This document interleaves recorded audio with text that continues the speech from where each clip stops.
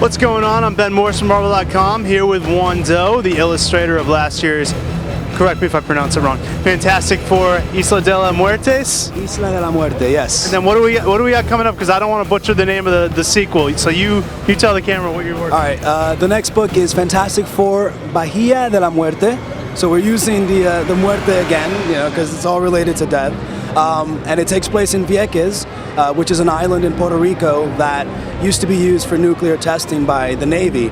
So the origin is that there's this bay that glows. It's part of these microorganisms that are in the water. So we came up with a story where we sort of infused all the radioactivity and all the testing that the Navy had done in the last 50 years in Vieques, and it mixed with this sort of microorganism in the water to create a giant monster. So basically we're doing Spider-Man, Johnny, Fantastic Four.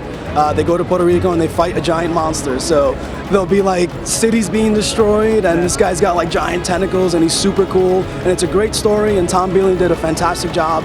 And it's Spider-Man and Johnny, so I was going to say, this time, you got to do the whole FF last year. This time you get to do Spider-Man.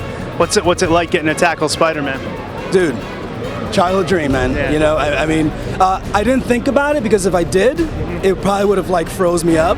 So I was just like, it's Spider-Man, just treat him like anything else and go for it. There's no reference, I just know how to draw Spider-Man. Everyone knows what he looks like. He's a fantastic character, and he plays a very important part in this story. And it's great because he's kind of out of his element in that he's going to an island. Right. So there aren't a lot of like things for him to swing off of. Right. So for the most part, he's in the Fantastic car. Right? When we were looking at your original work on the book last year, I remember you coming in and just showing us the millions of sketches you did. Like literally, for the Thing, you had like 85 head sketches, so you knew every expression and stuff like that.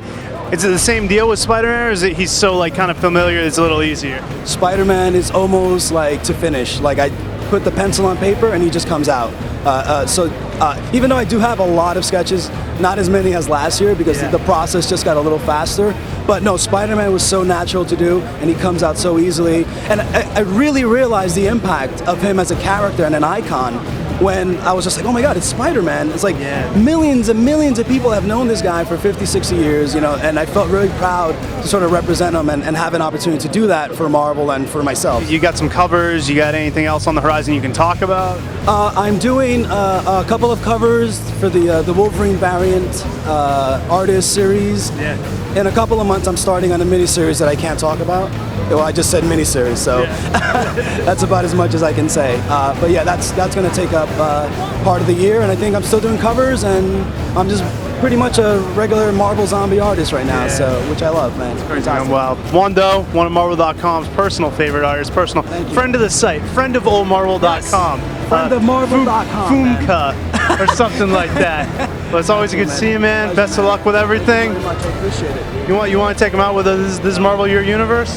This Look is at the camera. Okay. And this is Marvel. What am I? Marvel Your Universe. This is Marvel Your Universe. Marvel, your universe.